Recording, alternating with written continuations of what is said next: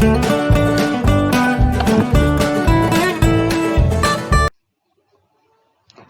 friends.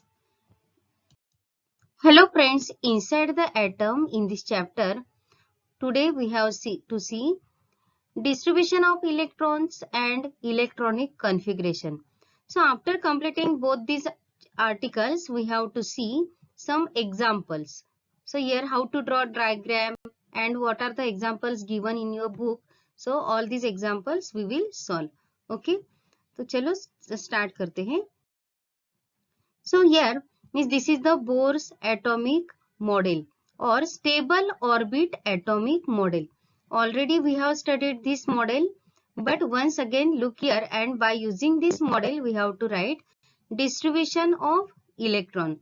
Okay, so here means at that time also I explained about it, but once again listen.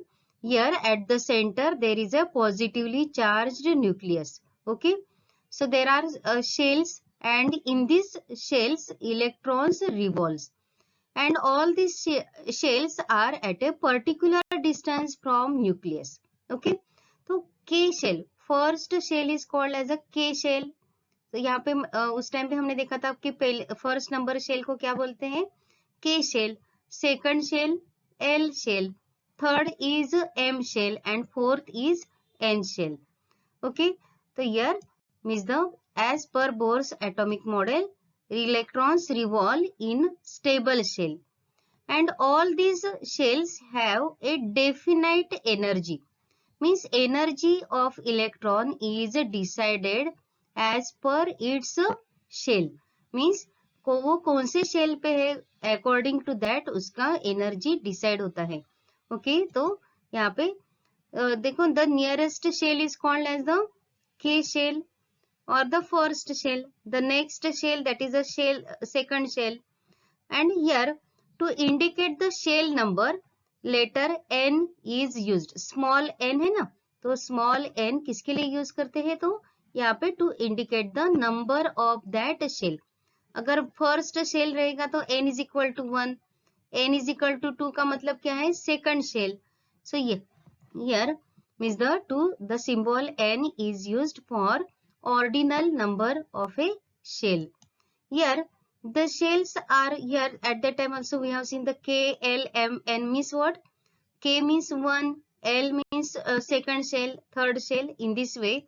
So here the shells are referred to symbols K, L, M, N corresponding to the ordinal number N is equal to 1, 2, 3, 4. So here maximum number. So here this one of the point is very important. Maximum number of electrons in a shell can contain is obtained by formula 2n square. तो यहाँ पे जो हमको article देखना है ना, distribution of electron, तो उसका बेसिक और इम्पोर्टेंट पॉइंट है means the maximum number of electrons inside the shell और shell can contain is obtained by formula 2n square. So here n square, n means what? अभी हमने देखा है n का मतलब क्या होता है. Yes, n का मतलब क्या होता है, तो number of that shell. And here 2n square. Okay, so here एक शेल में कितने इलेक्ट्रॉन्स पॉसिबल है वो ये फॉर्मूला से हम निकाल सकते हैं. Okay, that is the 2n square. So next point है, the magnitude of n increases the energy of an electron in that shell also increases. Means जैसे जैसे शेल का नंबर बढ़ता जाता है, मतलब वो second shell, after that third shell, fourth shell, means energy of electrons also goes on increasing. ओके, वैसे ही हमने पहले भी देखा है एनर्जी किसके ऊपर डिपेंड है, तो वो कौन से शेल में प्रेजेंट है, इट्स पर एनर्जी ऑफ इलेक्ट्रॉन डिपेंड रहता है. Okay, again some points we have to see about this. तो यहाँ पे सेपरेटली भी हम ऐसे लिख सकते हैं, the number of electrons in K shell is equal to 2. Means number of electrons accommodated in K shell means what, जो फॉर्मूला है 2n square. So in that formula अगर आप n का वैल्यू 1 पुट करेंगे तो क्या आंसर आएगा, 2 आएगा. सिमिलरली अभी आप ये सब कैलकुलेट करो, डायरेक्टली मैं यहाँ पे लिख के देती हूँ. सिमिलरली फॉर एल शेल, तो बोल सकते हैं आप क्या होगा, एल शेल में how many electrons are possible, L shell, afterward m shell.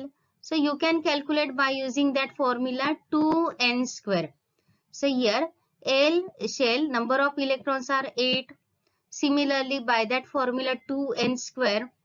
तो m means what, third shell. अगर थर्ड शेल में कितने इलेक्ट्रॉन्स पॉसिबल है, 18. वैसे ही n शेल में 32 इलेक्ट्रॉन्स आर पॉसिबल.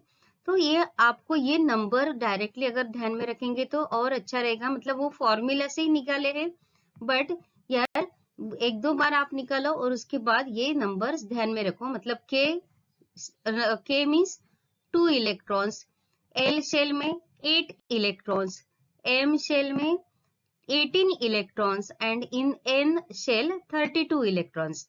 ओके, तो ये इतना उसका पॉसिबिलिटी है. सॉरी पॉसिबिलिटी नहीं, means in how many electrons are present or how much is the capacity of that shell. So ये इतने numbers of electrons उसमें accommodate हो सकते हैं, इसका वो कैपेसिटी है. तो आप लोग ये सब numbers ऐसे ही ध्यान में रखो. मतलब आपको जो डायग्राम ड्रॉ करना रहेगा या कुछ एग्जाम्पल सॉल्व करने रहेंगे तो ये इजी जाएगा. तो नेक्स्ट पॉइंट है द शेल वाइज. यहाँ पे हम इलेक्ट्रॉनिक कॉन्फ़िगरेशन का डेफिनेशन भी लिख लेते हैं. The shell wise distribution of electrons in an atom of an element is called electronic configuration of that element. So electronic configuration. So here if there is a words like this electronic configuration, अगर ऐसा word रहेगा और तो आपको ये ध्यान में रखना है कि the shell wise distribution of electrons in an atom of an element is called electronic configuration of that element. और ये definition, suppose question ऐसा है define electronic configuration or explain electronic configuration, then at that time you write this definition or define in this way. और एकदम simple है. तो यहाँ पे आपको क्या ध्यान में रखना है, शेल वाइज डिस्ट्रीब्यूशन. बस ये 2-3 वर्ड्स भी ध्यान में रखेंगे तो बाकी आप लिख सकते हो.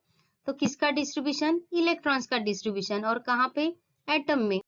सो here the shell wise distribution of electrons in an atom of an element is called electronic configuration of that element. Okay, तो ये डेफिनेशन आपको समझ में आया इलेक्ट्रॉनिक कॉन्फ़िगरेशन का. ओके, तो और एक दो पॉइंट देखते हैं इसमें. तो देखो the energy of an electron in the first shell that is K shell is lowest energy of electron. वो भी हमने देखा है, सिर्फ यहाँ पे नोट किया है. और means the as the shell number goes on increasing with ordinal number that shell energy of electron also goes on increasing. तो ठीक है, ये है इलेक्ट्रॉनिक कॉन्फ़िगरेशन. ओके, तो यहाँ पे आपको अगर समझो नोट भी आया, write a short note on electronic configuration, then also you can write in this way. Energy का पॉइंट ध्यान में रखो. आप इसे पॉइंट सिर्फ ध्यान में रखेंगे तो भी चलेगा, मतलब आप उसको एक्सपांड कर सकते हो. इलेक्ट्रॉनिक कॉन्फ़िगरेशन का डेफिनेशन, एनर्जी, सो यार easily you can write in this way. Next है, यहाँ पे हम एक एग्जाम्पल सॉल्व करते हैं. Electronic configuration of sodium. So electronic configuration of sodium. तो अभी देखो, अगर समझो ऐसा क्वेश्चन रहेगा, is the write electronic configuration of sodium and draw diagram for it. Then here means you should know that atomic number is you should know the atomic number of that element. अगर दिया भी रहेगा, मतलब वो atomic number question में दे भी सकते हैं, नहीं भी दे सकते हैं, तो भी आपको आना चाहिए. तो मोस्ट ऑफ द टाइम वो एटॉमिक नंबर लिखा रहता है, बट अगर समझो नहीं दिया तो भी आपको थोड़ा सिंपल एग्जाम एलिमेंट्स का वो आप ध्यान में रखो. तो पहले सॉल्व करते हैं. यहाँ पे सोडियम का जो यहाँ पे देखो, यहाँ पे here is the electronic configuration. तो यहाँ पे एक्सप्लेनेशन मैंने लिखा है. इतना एक्सप्लेनेशन लिखने की भी जरूरत नहीं है, सिर्फ कॉन्फ़िगरेशन आपको लिखना है. तो पहले देखते हैं, सोडियम हैज टोटल 11 इलेक्ट्रॉन्स, मतलब उसका एटॉमिक नंबर कितना है, 11 है. number of electrons मतलब that is the atomic number of protons are equal to number of electrons or that is a atomic number, वो भी हमने लास्ट लेक्चर में अच्छी तरह से देखा है। तो यहाँ पे हमको ड्रॉ करने से पहले तो आप लोग ये बात ध्यान में रखो कि अगर 11 इलेक्ट्रॉन्स है तो अभी हमने कैपेसिटी देखा है, means the just now we have seen capacity of every shell, means K shell में 2 इलेक्ट्रॉन्स, उसके बाद सेकंड शेल रहता है उसमें 8 इलेक्ट्रॉन्स, थर्ड शेल उसमें कितने इलेक्ट्रॉन्स पॉसिबल हैं? Yes 18 electrons, okay, but here only 11 electrons are there, so that's why here just we have to distribute in every cell in this way, 2 plus 8 plus 1, अगर आप लोग ये calculation करेंगे तो कितना आएगा? 11 आएगा। and here is the distribution means electronic configuration of sodium is 281। तो पहले आपको क्या करना है, means the before drawing diagram here you write down electronic configuration of that element, okay, जो एलिमेंट दिया है और उसका जो अगर एटॉमिक नंबर दिया है तो आपको क्या करना है, पहले इलेक्ट्रॉनिक्स कॉन्फ़िगरेशन लिखना है इन this way. After that simply यहाँ पे आपको डायग्राम ड्रॉ करना है। तो यहाँ पे क्लियर हो गया कितने शेल्स हैं यहाँ पे 1 2 3, तो आपको 3 शेल्स ड्रॉ करने हैं अराउंड द न्यूक्लियस।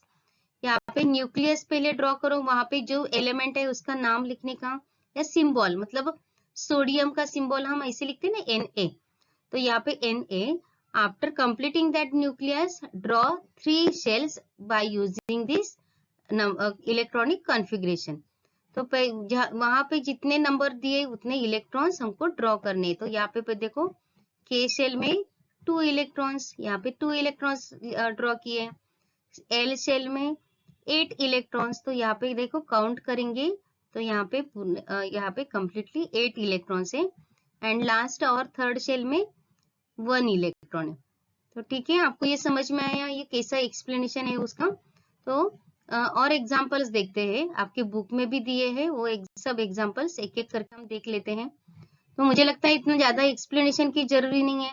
तो hydrogen means atomic number of hydrogen is 1, सो यहाँ पे सिर्फ एक ही शेल रहेगा और एक शेल में 1 electron. Second helium, how many electrons in helium? 2 electrons, मतलब एटॉमिक नंबर क्या है? 2 है and that's why here 2 electrons in first shell, एक ही शेल यहाँ पे पॉसिबल है और उसमें 2 इलेक्ट्रॉन्स। नेक्स्ट है यहाँ पे देखो नियॉन का भी आपके बुक में दिया है, नियॉन कार्बन। तो यहाँ पे नियॉन यार 2 shells are possible because atomic number is 10। तो एटॉमिक नंबर अगर 10 रहेगा तो इलेक्ट्रॉनिक कॉन्फ़िगरेशन कैसे रहेगा? 2 8, 2 + 8 कितना होगा? 10। तो यहाँ पे फर्स्ट शेल में 2 इलेक्ट्रॉन्स एंड सेकंड शेल में 8 electrons. So don't forget to draw this nucleus. ये तो सिर्फ आप अगर शेल ड्रॉ करके रखेंगे तो मार्क्स नहीं मिलेंगे, मतलब आपको ये भी ड्रॉ करना इंपॉर्टेंट है। सो नेक्स्ट है कार्बन। कार्बन में एट द सेंटर न्यूक्लियस और here is the name of element, write down name of element, element का नाम लिखना भी इंपॉर्टेंट है। नेक्स्ट 2 कैसे रहेगा? 6 है तो electronic configuration 2 4 and here in first shell 2 electrons and in the outer shell और सेकंड शेल 4 इलेक्ट्रॉन्स। ओके, और एक दो एग्जांपल आपके बुक में जो सॉल्व करके दिए वो देखे हमने अभी आपके बुक में, मतलब एक्सरसाइज में जो एग्जांपल दिए वो देखो। Draw a sketch of electronic configuration of magnesium, atomic number 12। Atomic number अगर 12 है मैग्नीशियम का तो इलेक्ट्रॉनिक कॉन्फ़िगरेशन कैसे रहेगा? So here at first draw find out the electronic configuration of magnesium. वो कैसे रहेगा? 2 8 2, 2 + 8 is equal to 10 and remaining 2 electrons in the outer shell. तो यहाँ पे इस तरह से ड्रॉ किया है। At the centre nucleus and here write down the name of that element. Afterward 2 electrons in the first shell, 2 electrons are accommodated.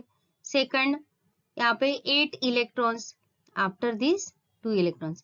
Diagram draw करते time आप लोग ये इलेक्ट्रॉन्स आप कहाँ पे भी ड्रॉ कर सकते हो, ऑर्बिट में या शेल में, बट वो डायग्राम भी ठीक तरह से देखना चाहिए और वो आपको इजीली काउंट करने के लिए ऐसे ठीक तरह से वो इलेक्ट्रॉन्स का पोजीशन निकालो। ओके, तो नेक्स्ट एग्जांपल देखो। Draw a sketch of electronic configuration of argon and atomic number is 18। तो यहाँ पे 18 का डिस्ट्रीब्यूशन पहले कर लेते हैं। Electronic configuration of argon is in this वे 2 8 8, मतलब फॉर के शेल में 2 इलेक्ट्रॉन्स, सेकंड शेल में 8 electrons and remaining electrons are in the third shell. तो यहाँ पे 1 2 3 शेल्स आर देयर, तो 3 शेल ड्रॉ कर लिए एट द बिगिनिंग।